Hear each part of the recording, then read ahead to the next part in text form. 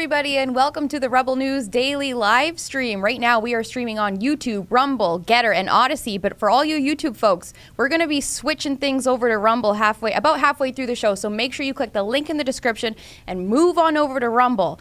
How's everybody doing today? Dakota, Alexa. Dakota, this is your last day at Rebel News. What the heck? Indeed it is. How are you feeling? I'm doing great. It has been a wild ride thus far. I'm actually going back to school, finish my undergrad, which I never did do. So going to get indoctrinated. Back to the indoctrination camps I go. But I am looking forward to it. It's going to be great, and it's been a wonderful time here with everyone at Rebel News. So, I'm sure I'll talk more about it later on. But, I'm really excited to be doing this stream, to be joining the ladies today for the famous pink-branded Friday live stream. It's going to be great. It's going to be great. And make sure you all send in your chats throughout the show. We like to read them. It's great. It's conversational. And we appreciate your generous donations that help us keep the lights on. And, especially because Dakota's leaving today, I think it's safe to say you should be sending a little more money just to give him the farewell he deserves. Maybe. I don't know. Please send me your chats. I'd love to address anything you want to ask. Come on, guys. Let's have a good community discussion here. Let's do it. And Alexa, how are you doing today? I'm good. I think it's because Dakota is there, but the back screen is not pink. At least they do that for you. They put it blue. It's true. It's a little more masculine. Yeah. Maybe we should switch it to pink. No, I'm just kidding. At least the cover graphic to today's stream is still pink. It's so, true. You know what? And I'm wearing pink, so we're good. Yeah, and Dakota, did you take a lot of sun recently? You look like really tan. I've been getting a lot of sun, getting super tan. I've been doing tons of running. I'm actually training to do a couple of ultra marathons in the fall, and so I've been spending hours outside running at a time under the sun. So I'll be getting dark. Yeah, you're pretty dark, I would say. Yeah. Goals. Well, y'all, maybe we should jump right into our first clip here. This is this clip's gone pretty viral, I think, on the interwebs. We'll just let it speak for itself. How do you guys handle things when they're a big news item that's controversial? Like, there was a lot of attention on Twitter during the election because of the Hunter Biden laptop story. The New York Post. Yeah, we had that too. Yeah, so you guys censored that as well? So we took a different path than Twitter. Basically the background here is the FBI, I think, basically came to us, some folks on our team, and was like, hey, just so you know, like, you should be on high alert. There was we thought that there was a lot of Russian propaganda in the 2016 election. We have it on notice that basically there's about to be some kind of dump of that's similar to that. So just be vigilant. So our protocol is different from Twitter's. What Twitter did is they said you can't share this at all. We didn't do that. What we do is we have, if something is reported to us as potentially misinformation, important misinformation, we also have this third-party fact-checking program because we don't want to be deciding what's true and false. And for I think it was 5 or 7 days when it was basically being determined whether it was false, the distribution on Facebook was decreased, but people were still allowed to share it. So you could still share it, you could still consume it. So when you say the distribution is decreased, it got shared. How does that work? It basically, the ranking in newsfeed was a little bit less. So fewer people saw it than would have otherwise. So it definitely... By what percentage? I don't know off the top of my head, but it's meaningful. But basically, a lot of people were still able to share it. We got a lot of complaints that was the case. Obviously this is a hyper political issue, so depending on what side of the political spectrum, you either think we didn't censor it enough or censored it way too much. But we weren't sort of as black and white about it as Twitter. We just kind of thought, hey, look, if the FBI, which I still view as a legitimate institution in this country, it's like very professional law enforcement, they come to us and tell us that we need to be on guard about something, then I want to take that seriously. Did they specifically say you need to be on guard about that story? No, I don't remember if it was that specifically, but it basically fit the pattern. Have you seen how he's actually balancing his word to be careful, to not tell too much? And very calculated. It's really going slow and thinking of how we will explain it. But I'm surprised. He actually didn't say it in the word, but he was actually saying like, oh, but we shadow ban like the publication, as we were. A lot of people are facing shadow ban. I like so many people say, oh, Alexa, like you're so like not shown in my Facebook. I have some difficulty to see like your publication, and I'm just like, really? And I'm publishing like a lot of like my work on Facebook, and I'm not surprised of that comment, and I'm surprised that they say that Twitter, you were not capable to share it at all, because I saw some of the publication that people was retweeting and getting viral on Twitter, and on Facebook I didn't see anything of that.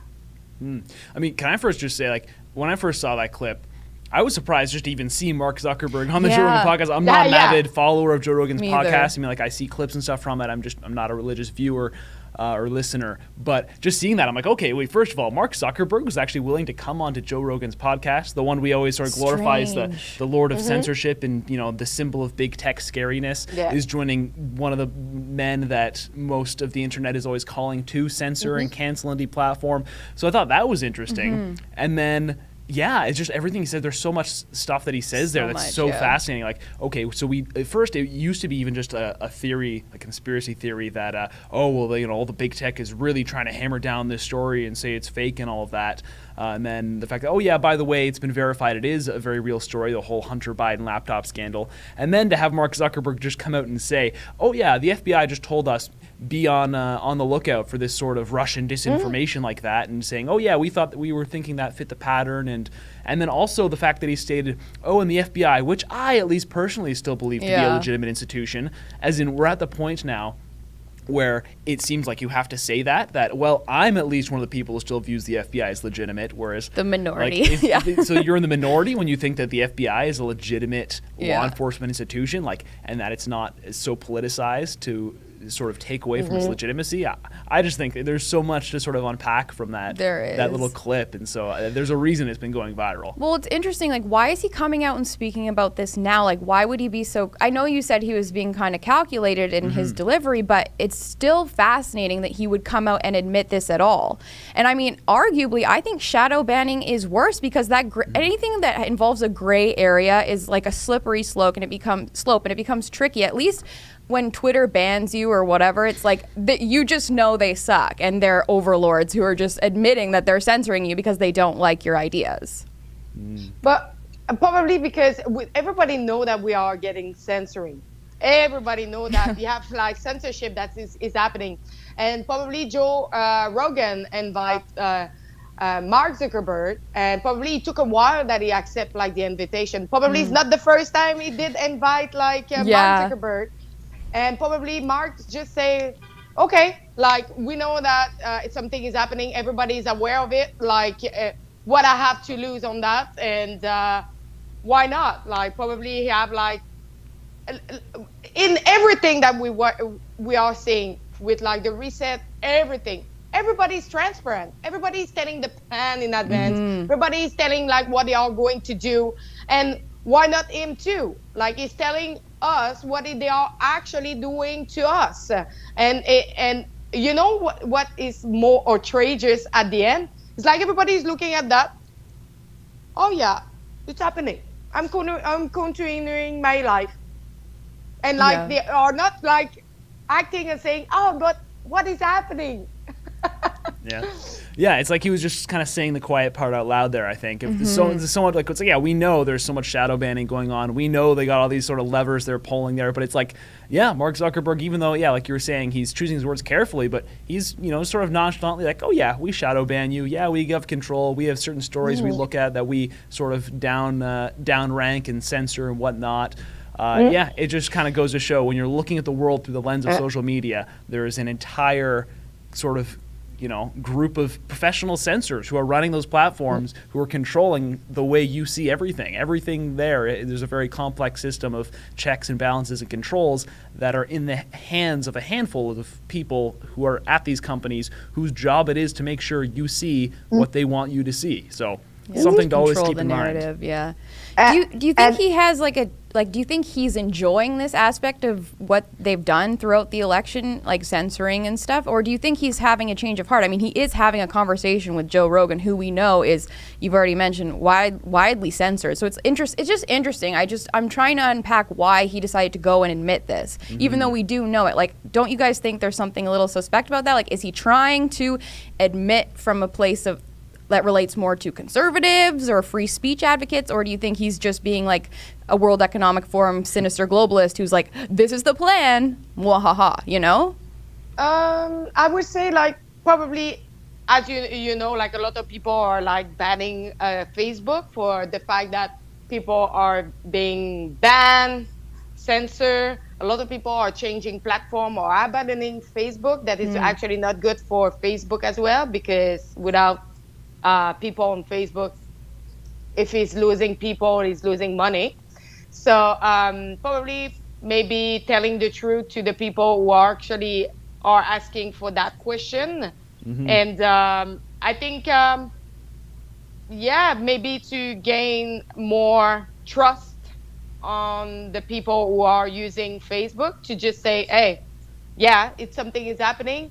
We were asked by the FBI, like, just to remove the how you say it, like, it's not my fault. Yeah. We've been Just asked. place blame, yeah. Yeah. Put the blame on someone else. Like, I think, yeah, he's definitely trying to kind of connect with people. It's an opportunity. It's a PR move to sort of come out as more relatable. Like, we know Facebook was under fire, like a lot of fire, when they rebranded as Meta, trying to sort of shed some of their past controversies. And yeah, I think, because we think of Mark Zuckerberg as just some robot up, living in his big He's tech a cyborg. sort of, cyborg plugged in. But I think he is, I think he's finally taking the opportunity to try and just kind of come out and be like, yeah, it was the FBI, we were just following what they told us to do, and, this is how the process works, and just trying to come off as a little more authentic and relatable, which, I mean, you can take that other ways. Like, it's interesting. I'm like, at least he's being real with us. Yeah. I'll take it. I respect the transparency, because it's something, as we've already discussed, that we've all known all along. So it is a little bit refreshing when they admit their sins. Yeah, it's just like, stop lying to us. Just like, tell us how it is. Yeah, just tell us you hate us. Yeah, I'll accept it. Yeah. Because a lot of people want the truth. They crave for the truth. They want what is happening. And unfortunately, we don't get it. No.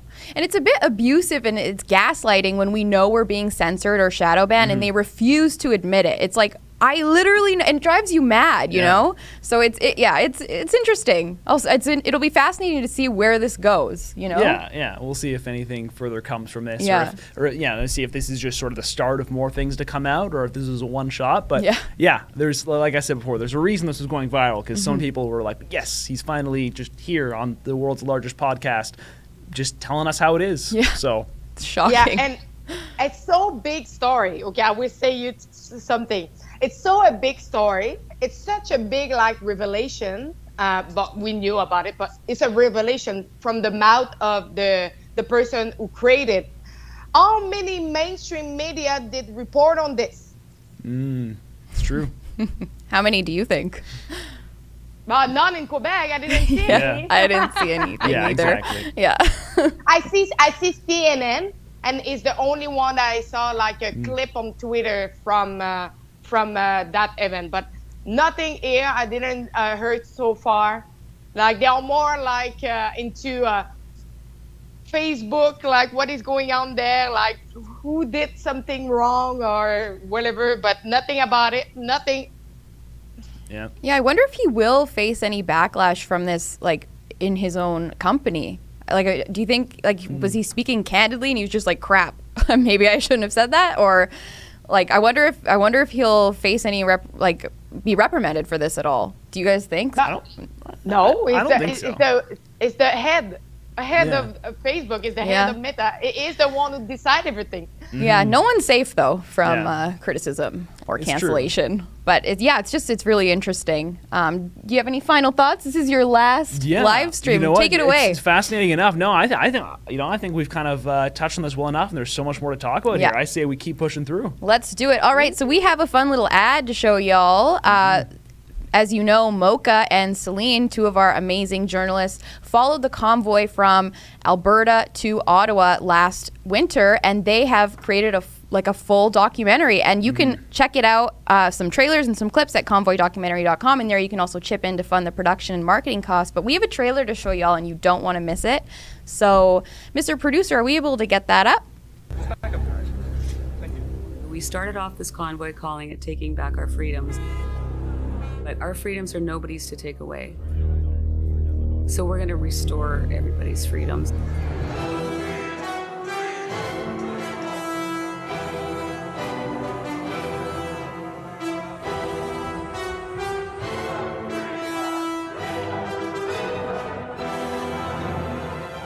Lots of people came here wanting to only do a day, and the word with all the truckers is they're now staying for many days. Like a lot of people now are planning on days and days in Ottawa. So we are here to end the mandat.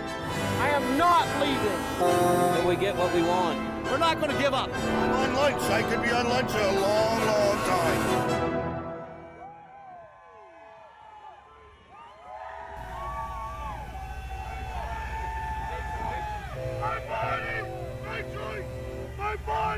My choice, especially the choice for my child.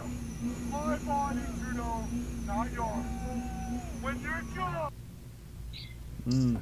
Well, that's intense. Yeah, no, I'm looking forward to watching the full thing. I started watching some of it, and it's really well produced. Mocha did a great job. Yeah, I think he did a really good job of capturing a lot of what it was really like in Ottawa. Because for those of you who are avid Rebel News followers, we've already long released the documentary on the Coots blockade. That was from Kian, who did a great job on that. And of course, being in Toronto here, I was never over there, and it was really great to get a feel of what it was like there at the ground, Alberta border at the Coots blockade. But having been in Ottawa myself, reporting on it at the height of it, it's so cool to see just how well Mocha was able to capture everything, and it was really cool to see his journey from Alberta to Ottawa, sort of get that perspective, and then what it was like on the ground there. Because looking back, the more sort of we move forward and are able to look back on what happened with the convoy, it really was such a pivotal moment for us. I think it's going to be such an historical moment, and I think Mocha did such a good job capturing that. So convoydocumentary.com, highly recommend. Check it out. Yeah, and subscribe to Rebel News Plus to watch it now. It's only $8 a month, y'all, and I think it's worth getting the early access. You get to see it before anyone else in the world. So I don't know, I like exclusive things, so subscribe to Rebel News Plus, check it out. Other great documentaries also available, so do it. Do it. We have a couple chats before we get into our next topic, so we'll just maybe peruse through these. This is from Adam Ottawa. Thank you for your $1. Our trusted lunch item, Chunky Soup, is the latest victim of just inflation. Their tins of soup shrank from 540 milliliters to 515 milliliters, but their price didn't get adjusted accordingly. Read your labels, people. Oh, yeah, read your label. Yeah, because there might be bugs in it. Shrinkflation. Yeah. Yeah. So actually, I went to the grocery yesterday, and I was just picking some random juice and produce, and I found, I think, 6 or 7 items that is dye with cochinelle, the bugs. Yeah. Wow. Well, this one's right on topic. Another chat here from Adam Ottawa, another $1. He says, Alexa, imagine chunky soup with floating chunks of crickets. Yummo. Yummo. Right up your alley, girl. Right up your alley. If I have that, I would bring it to Justin Trudeau and say, this is your next nice meal. Delicious. Remember, folks listening, if you donate $100 via chat, Alexa will eat a bug live on the air. You don't want to miss that, especially on Dakota's last day. Come on, he's dying to see that. Maybe geez. You and your bugs, they're always really handy. Man, Scorpion. She just has them all around I've said her. before, I personally am not opposed to just trying the bugs for the sake of the experience. But he's the when Fed. I'm the Fed, yeah, guys. But when you have the top-down government policies coming in here and forcing you to pay $100 for a pound of meat, or otherwise you can eat your tasty bugs, that's not cool. Yeah. But I would say, advertise, don't do what I'm doing. I'm a professional. It's dangerous to do what I'm doing, so don't do it, because insect is actually not really good for your health. So If you're not a professional like me, don't do it. But donate $100 so we can watch the professional do it. How about that? This next clip is also pretty interesting. You all have probably seen the word groomer floating around the internet. I think we've all been privy to that. So let's play this fun little clip from Tucker. In the UK, one of the last sane people in that denomination. We're grateful to have him join us tonight. Mr. Robinson, thank you so much for coming on tonight. So minor attracted person, what do you make of that? Tucker, let's not mince our words here. This is the greatest evil there is.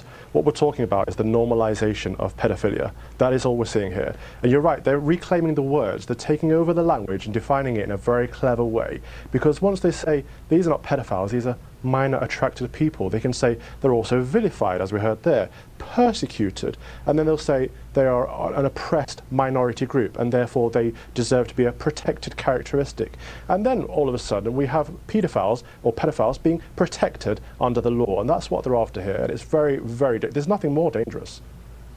Well, that's right, and it's a tell. I mean, if you are with someone on the playground or at your kid's school who uses the phrase minor attracted persons, I think it's fair to call the police right away because you know what that person's intent is. Like, what else are they saying? They're excusing pedophilia.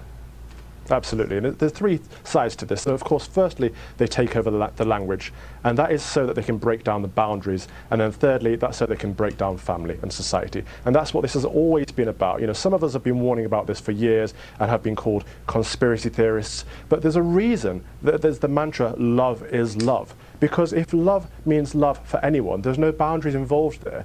And then when we're talking in an age where someone could define their race, someone can define their gender, and someone can define their sex or any other immutable characteristics, why would they not be able to define their age? If you can say, I identify as a woman, what's to stop you saying, I identify as a 12-year-old girl? And if love is love, and you are identifying as a 12-year-old girl, what is to stop you from having a relationship with another 12-year-old girl, biological or non-biological? This is the problem we find ourselves in. This is why they're redefining the language. This is why they're breaking down the boundaries. It's wicked, it's evil, and we must do everything we can to stop it and protect our children. It's amazing. Are you really an Anglican deacon? Just about. The Church of England did not want me, but I'm still an Anglican just outside of the Church of England. There's a big battle against wokeness going on. Well, we're rooting for you. Thank you, Calvin Robinson. Thanks so much. God bless. Good to see you soon. Wow. I love Tucker. Yeah, he's a funny guy. He hits the nail on the head. I mean, he always does. Yeah. Any first initial thoughts on that, Dakota? Yeah. Alexa, go ahead. No, but I was just saying, like, of course they would try to remove.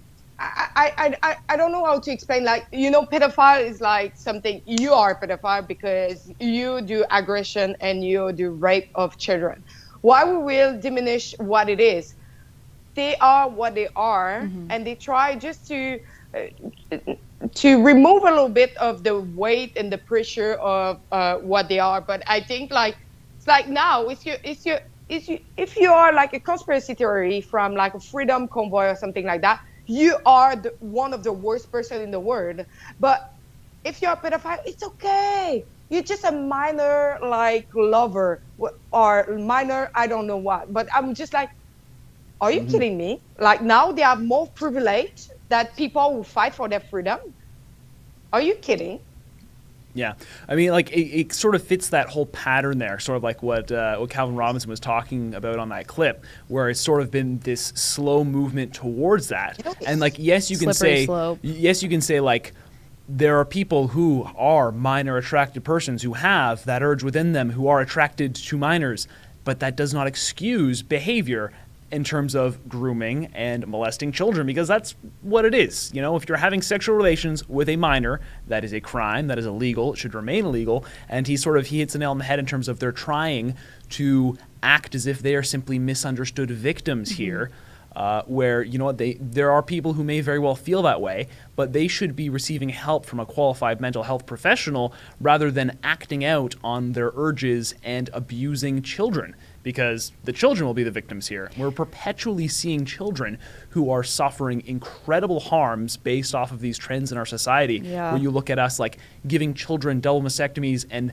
like gender-affirming hysterectomies, like Boston Children's Hospital, I think it was last week, they came out and saying, oh yeah, we offer, gender-affirming hysterectomies, and then for young children, basically, and then they sort of backpedaled and said, oh no, we only do that for those who are 18 and older. But even still, like, you have children who are being, like, mutilated and abused, taking puberty blockers, like, stuff where it's like society has put on them that, oh, it's okay if you feel confused about your gender to just go ahead and, like, mutilate your own body and then afterwards have to suffer the consequences of that throughout the rest of your life. Like, we're pushing this onto kids, and the kids are the ones who are suffering from this. And at one point, we're going to be looking back on this at some point down the road and being like, holy, what was society thinking? Just how backwards have we become? Yeah, it's like our society just literally hates children, and we're experimenting on them, and they're unconsenting subjects to these experiments. Like, adults are supposed to be looking out for their best interest, and we saw that throughout the pandemic, even the way our government treated children, with like keeping them away from their friends and so forth. So, yeah, it's just the most evil thing. Like, this is the most evil thing I think happening in our world right now, and to Calvin's point, like this is like the hill that everyone should be trying to die on right now, is making sure that our kids are protected, and that this slippery slope, like what's next? Like, if once this becomes normalized, because we know it will, what's next? Like, it's going to be even more sinister and just depraved, I think. Like, it makes me, like, my skin crawl, like, thinking about it. Like, an example, like, it just happened in Quebec. I'm just throwing that, like, it's just like a sex offender who actually aggressed his, I think it was his wife, with a knife on her throat to have sex with her. Now he claimed to be a woman to have like a less big sentence against him. It's like everybody can now claim to be like another like gender or another like, what is going on? Why we let that happen? Where is the line that we should not cross? I have the impression they have no line. Just do whatever you want. You're free to do. This is actually this man. Do you think that he's looked like a woman? I don't think that he's looked like a woman. You're so delicate and pretty, for sure. And the thing is, like, and everyone keeps giving into this stuff, even though they know that, like, absolutely how ridiculous this sort of thing is. No one wants to be under attack themselves. They don't want the mob to come after them. They don't want to be canceled or deplatformed because we have such, like, we either resort to mob rule on the one hand, where you have just we let these few very loud individuals sort of crowd around people, the minority, and shout them down, or we resort to sort of authoritarian rule, as we've seen throughout the pandemic, where you have this authoritarian pandemic COVID response where the government is basically crushing anyone who tries to dissent from their public health policies, and then people sort of like proactively end up controlling their own behavior so as to prevent the government cracking down on them, as we're seeing with all sorts of things like, we'll get into this later, like Western University's booster mandate, where they're going ahead and they're mandating everyone has to be fully vaccinated and boosted and be wearing masks and all of this, which is well beyond what the government guidance is, but they're just trying to prevent themselves being shut down or locked down in the future. And now even the government has been coming out and saying, Western, you're going too far. Stop this, you're going beyond our guidance and this is too much. But they're still doing it because we have so many different groups of people and different institutions who are terrified of being cracked down on again. So they're trying to protect themselves, protect their own interests. And it's just this terrible pattern that so many of us and so many groups and organizations and institutions have fallen into because of this authoritarian pattern that has been playing out over the past couple of years. But how gross that people are so scared and so worried about being called a bigot that they would they're fine with kids being exposed to these sorts of things and these ideologies, and drag queen story are in the name of inclusivity, when we know it's going to be harmful. We know it's not right. We know that innocence should be preserved in children. Like, it's just so selfish that these people are so concerned about what other people think about them. Like, no, you should be more concerned about protecting our children who are going to be growing. Like, they're the future of this country, of this world, So it's crazy that there's no concern for that. This topic gets me pretty heated. As well. You know what? We should touch on the Inter-provincial predator, as we have termed him, real quick before we move on to other topics there. So this is an interior health, I think it was the former chief medical officer for the interior, like BC's interior health, public health agency. and he was being charged with child sex crimes, which both happened, I believe, in BC and Alberta, which is why we termed him the Inter-provincial predator. But yeah, it's interesting. It goes to show this public health... the expert, the so-called expert. The top doctor, yeah, as they call him, apparently has been charged with child sex crimes. So it kind of falls in line with what we've been talking about this predatory nature in so many people is out there, and there are these groomers all over. Yeah. And do you think it's a result of like our society and culture like normalizing this? Is this why more people are, because it seems like we're hearing so many more stories about these types of instances, and it's scary.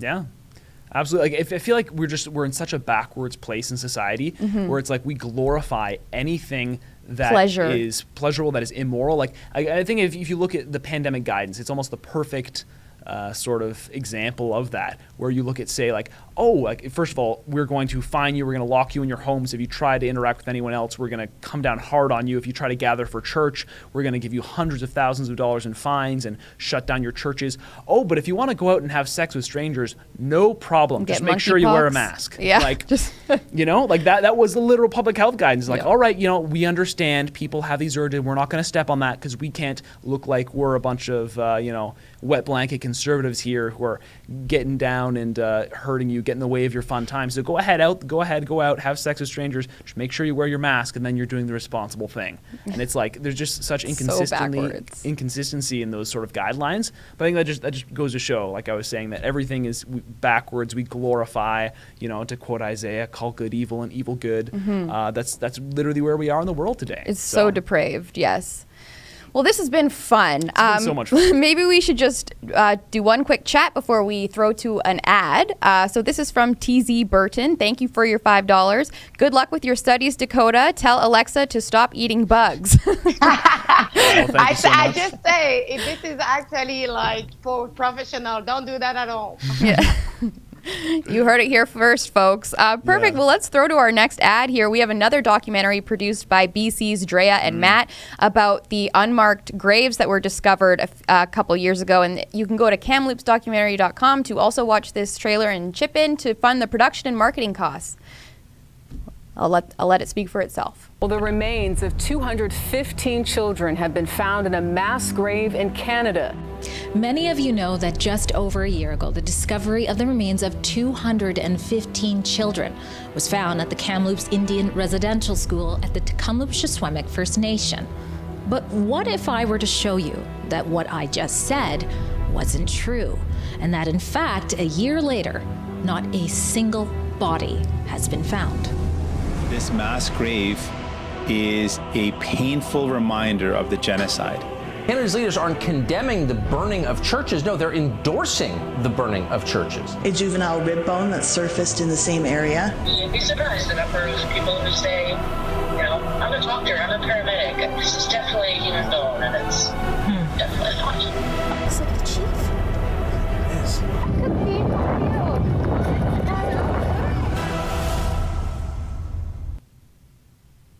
That looks great. Yeah. Another doc I'm excited for. It's going to be so good. I'm very excited. Me too. It's like one of the documentary that I'm actually waiting like a lot for it. Can't wait to see it, guys. So make sure you go to kamloopsdocumentary.com and chip in a few bucks. We appreciate your generous donations. As you know, we're 100% viewer funded, so any and every dollar really does help. So I think we're going to head off of YouTube here because we're about to get spicy. Everything I was talking there about the Westerns, booster mandates, talking about COVID vaccines, all of that. We know YouTube does not like us when we start to talk about the vaccine. Which we love. Get your boosters. 100% safe and very effective. It absolutely stops transmission. It is 100% effective in preventing symptoms of the disease. So remember, we love the COVID-19 vaccine. However, if you would like to hear more about Western's booster mandate, about a couple of clips we'd love to show you breaking down some of that COVID-19 vaccine science, again, safe and very effective. Love the vaccine. Please do go down to the description below. If you're on YouTube, go down to that description, click the link over to Rumble. It's the exact same stream, but we can speak very, very freely without having to worry about YouTube, giving us any flags, any strikes on our channel. So, we're trying to stay alive to reach out to people on YouTube, but we got to self-censor a little bit there. So, All right, before we get into the boosters, we have a couple more chats here, actually. So we have 3 here. I'll just read the first one while you load your phone there. So this is from Adam Ottawa. Thank you for your $1. If you haven't heard, Wendy's Canada, home of the beef, just showed their wokeness. They changed Wendy's hair color to gray to support Lisa LaFleur. Wait, is that true? Is that true? That's insane. No, that has to be. It's been true. It's true. It's Our verified? producer's telling us I was this gonna is say, true. that sounds like a joke. Oh my gosh. Well, that's one way to show your support. That's hilarious. That's hilarious. I mean, like, to be fair, like, you know, that whole thing, like, I wouldn't go so far as, you know, changing Wendy's hair. I mean, she's a young redhead. But, like, the whole thing about you should be able to show off your grayness, like, I'm all in support of that. You know, it's a little bit sexist, frankly. I mean, like, all that stuff. Like, I'm totally down with that about aging gracefully and letting yourself go gray and not trying to, like, fight against nature with, you know, women who feel like they have to be dyeing their hair or, you know, doing up crazy makeup or getting Botox or facelifts or whatever to try and fight aging. Like, you know what, just age gracefully and be yourself. I'm all with that movement, but that's hilarious that Wendy's actually changed to gray. I mean, my goodness, people. Yeah, wow. Yeah, but it's a little bit the same as you know, Uncle Ben. They remove Uncle Ben from the brand because they say, like, for the black people, like, it was racist, so they just remove it. And the syrup as well, like the hunt syrup, they remove her too from the brand. I'm just like, why? It's there since a while. No, this is wrong.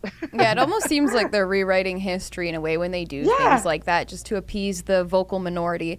But I think in this case, it's probably temporary. But in the instances, you're right. It's strange that they're changing these crazy brands that we've all grown up with. It's so weird. Yeah, for me, it's too weird. I think we got a couple more chats here. Yeah, Soaring Eel gives us $99. Thank you so much, Soaring Eel. Not quite 100. $1 short. Well, the topic of this chat, Alexa, don't eat the bugs. She kept it $1 under. Good on you, Soaring Eagle. Dakota, good health and best of luck always. Thank you so much. That's so sweet. Well, thank you for your very generous donation. $1 more, though, and you would have seen her eat that bug. Oh, incredible.